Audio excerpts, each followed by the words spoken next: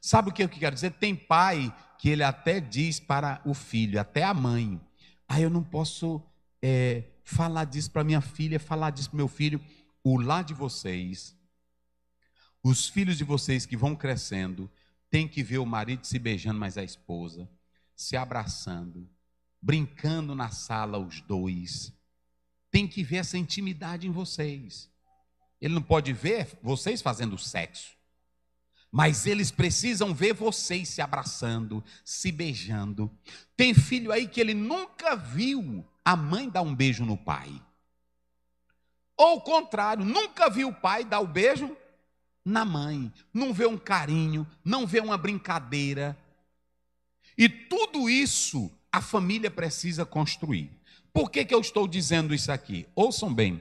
Talvez você vai achar esquisito, mas se você pegar todo um processo histórico, você vai ter o judaísmo primitivo. Qual era o judaísmo primitivo? Era esse aqui. Ainda era puro. Quando Israel tem contato com os persas, eles começam a mudar a estrutura deles. Inclusive entra vários costumes que não eram nossos. Quando Deus levou Israel para Canaã, Deus diz: cuidado para que vocês não façam as obras que eles fazem. Porque são obras pecaminosas, obras horríveis. Lá eles ofereciam sacrifícios dos filhos, lá o pai podia fazer sexo com a filha. Se vocês analisarem, a Bíblia diz que as duas filhas de Ló embriagaram o pai e fizeram sexo com o próprio pai. Agora, quando você vai para o texto, a Bíblia diz: elas adotaram o costume da terra. Qual é a cosmovisão, qual é a visão de mundo que a igreja tem hoje sobre a família? E quando você vai para o direito romano, vocês podem observar, uma cultura que melhor tratava as mulheres era a cultura grécia, a cultura grega. Agora, quando você vai para Roma, havia desmandos, havia desprezo para com aquelas que nascessem as meninas. Era muito comum em Roma, deixa eu dizer isso aqui para vocês, era muito comum em Roma os pais levarem os filhos para eles tomarem banho com outros homens, para que eles pudessem ir aprendendo a explorar o corpo sexualmente. Essa era a cultura.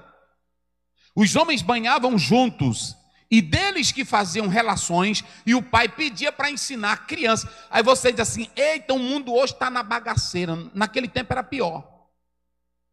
Porque hoje aqui no Brasil nós temos uma lei. Vocês já imaginaram ir para uma Olimpíada nu? Pois naquela época toda a Olimpíada era nu. Os homens jogavam nus.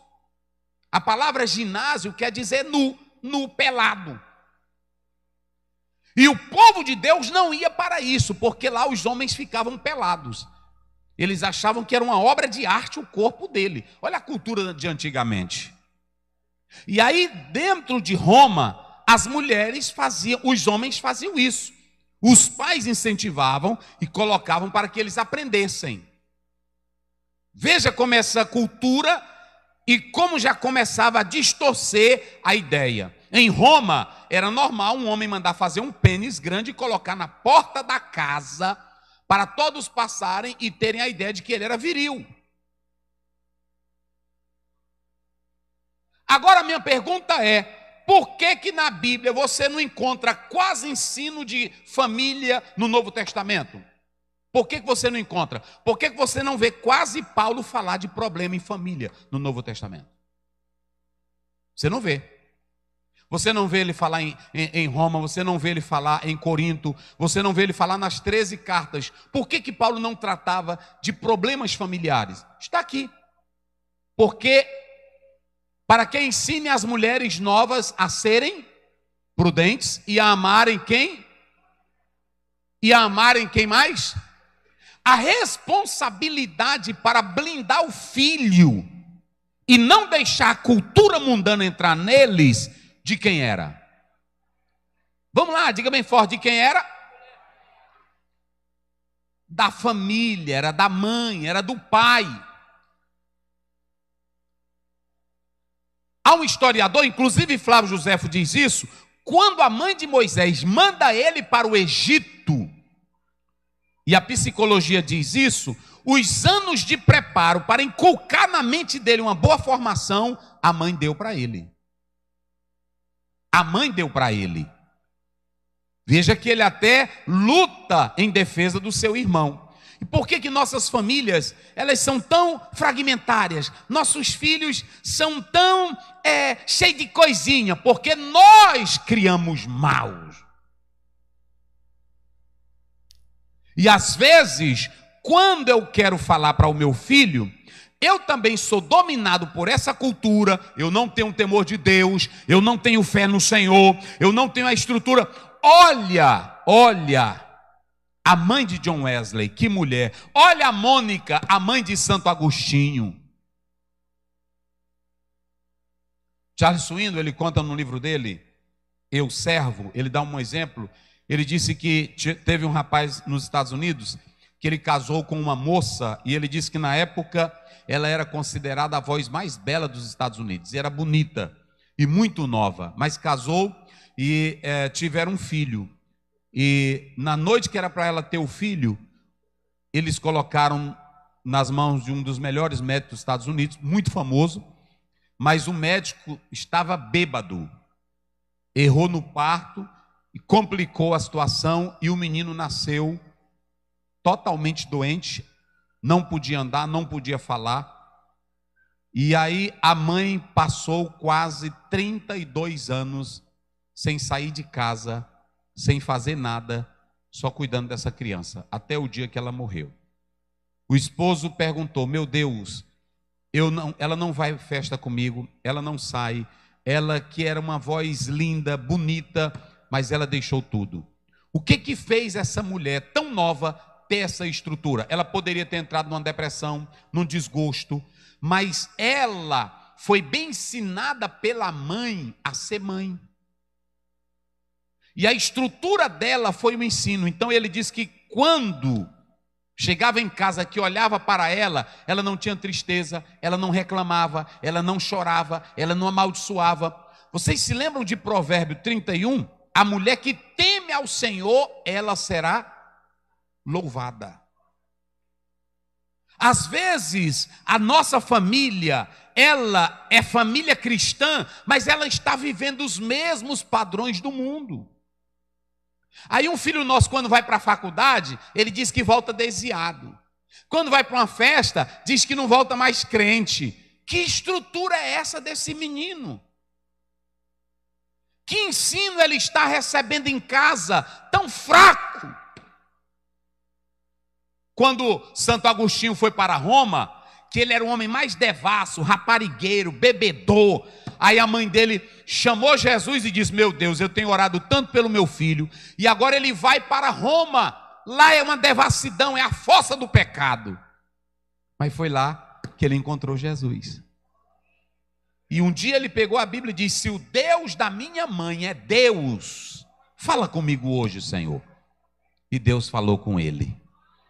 Então, qual é a estrutura de um pai? Qual é a estrutura de uma mãe? O que você está ensinando para o seu filho? Por que a igreja do Novo Testamento, Roma, não entrou, e nem a Grécia conseguiu desestruturar a família cristã? Se você ler, coloca aí na tela, Filipenses 4, 22. A estrutura de Roma foi abalada pelos crentes, e não os crentes abalados por Roma. Que todo tipo de devassidão, de pecado, olha aí, como é que Paulo diz? Todos os santos vos saúdam, mas principalmente, o quê? Os que são da casa de onde? Ou seja, lá dentro da casa de César. Lá podia ter porcaria, podia ter imoralidade, podia ter vergonhice, mas tinha crente botando vinho. Tinha crente andando no palácio, glorificando e exaltando o nome do Senhor. Então, qual é a tua estrutura? O que você está ensinando? O que você está dando? O que você está colocando? É aqui que você tem que começar. E dizem que até os 5 anos, se o pai não der a estrutura necessária para o filho, se 14 anos ele se desviar, dificilmente ele volta. Karl Marx se desviou com 14 anos de idade. Se desviou e se tornou um materialista revolucionário contra tudo e contra tudo. Nietzsche, alemão, filho de pastor, se desviou aos 14, 15 anos de idade. Os grandes homens que se tornaram contra o cristianismo, na verdade, se desviaram nessa idade entre 13, 14, 15 anos. Dificilmente um filho seu volta entre 13, 14 e 15 anos se ele não estiver bem preparado. Quando a Bíblia coloca Provérbios 6, 22, coloca lá na tela, Jorge. Quando a Bíblia diz, ensina a criança no caminho que deve andar, ou seja, se a base dele foi bem feita, bem feita, bem feita, ele pode ir para o mundo, mas um dia ele volta, porque a base foi bem feita. Agora o pai não ensina o menino a não ver construção no lar, não vê amor, não vê paz, não vê brincadeira. Está aí, olha, pronto. Coloca bem em Provérbios 29, 15, vê se é. Deixa eu ver se. Pronto. Está aí. A vara e a repreensão dão sabedoria. Mas a criança, como? Entregue a si. Pronto. Aí a mãe hoje é o seguinte: entrega para uma babá. Hoje tem irmã que ela tem prazer de andar na rua dizendo que tem babá. Cadê seu menino? Eu deixei com a babá. Deixa com a babá para tu ver. É tipo aquele filho que enricou, aí diz, papai, eu não tenho tempo para o senhor, eu vou lhe colocar no asilo. Que filho é esse? A Europa é um dos lugares que mais recorrem a asilos para colocar velho, pai, e eles vivem lá isolados, muitos se suicidam, porque ele não te colocou numa creche quando você nasceu. Ele te colocou nos braços, ele te deu amor, ele brincou contigo, te abraçou. E por que agora, quando ele precisa de você, você não tem tempo para ele? A gente fica aqui na igreja, com congressos, com eventos, e nada vai valer a pena se você não for um sacerdote dentro do seu lar, cheio de Deus e do Espírito Santo. Olhem para cá, eu não tenho que me preocupar com o que está lá fora, eu tenho que me preocupar com o que está dentro da minha casa. Prepare bem o seu filho, nutre ele de Bíblia. Coloca aí na tela Deuteronômio 6, versos 6 e 7. Quando o pai prepara bem. Pastor Zé, e como é que fortalece o filho? Aí, vamos analisar aqui. Estas palavras que hoje te ordeno estarão no teu coração. Olha que coisa linda. Tu as ensinarás aos teus filhos e delas? Eu li a história de um pai que ele ensinou a filhinha a cantar. O sangue de Jesus me lavou. E ele disse que um dia voltou do trabalho e a mãe colocou a menina para aprender a lavar a louça. E aí, quando ele chegou, ele disse que ela estava, a meninazinha, brincando de lavar a louça na pia, cantando o sangue de Jesus me lavou. Ele disse que foi às lágrimas, porque quando ele ouviu a criança cantar o corinho que ele ensinava. Hoje, irmão, pai não ensina corinho para filho, não ensina nada de Bíblia, não senta com os filhos. Quando você lê o Salmo 128, você pode ver, ao redor da tua mesa. Não ensina nada para os filhos, a mãe não ensina nada. Aí como é que essa família vai ser forte? Como é que essa família vai ter estrutura? Quem dos pais aqui já sentou com o filho para ensinar um corinho para ele? Ensinar um hino da harpa? Ensinar um versículo? Eu li um autor que disse que a melhor coisa que um pai faz é antes de dormir, mas a mãe citar versículo para o filho. Porque na hora que ele estiver doente, na hora que ele estiver na prova, o filho vai se lembrar daquele versículo. E olhem para cá, nós podemos ficar aqui falando de todas as teorias sobre a família. Agora, nós podemos derrotar Judith Blunt com o argumento dela? Não, não precisa. Eu vou derrotar com o argumento da Bíblia. Moisés foi morar no Egito e tinha tudo. José foi morar no Egito e tinha tudo. Ele não quis nada do Egito. Por quê? Porque foi bem ensinado.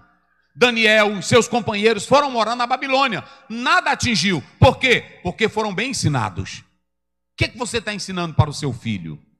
O que você fala para o seu filho no café? O que tem em sua casa 24 horas que o teu filho vê que Deus está ali? Eu me lembro que eu li um livro de um pastor que ele disse que na hora que sentava para tomar o café, fiquemos de pé, meus filhos. Pai querido, obrigado pelo café. Há muitas pessoas que não têm isso aqui, mas o Senhor acabou de providenciar para nós. Muito obrigado, Pai. Aí o meninozinho fica ali em casa ouvindo, é Deus que dá. Aí meio-dia, Pai querido, obrigado por este almoço. Senhor, se não fosse a tua mão poderosa. Aí à tardinha, Senhor, obrigado pelo dia que passou. A noite que é chegada, obrigado pelos meus filhos. Aí esse autor pergunta, o que esse filho, quando estiver na universidade, que um professor ateu estiver falando mal de Deus, ele vai dizer o quê? Ele não vai conseguir destruir esse rapaz, porque ele vai ter uma fé tão saudável que ninguém conseguirá destruir ele.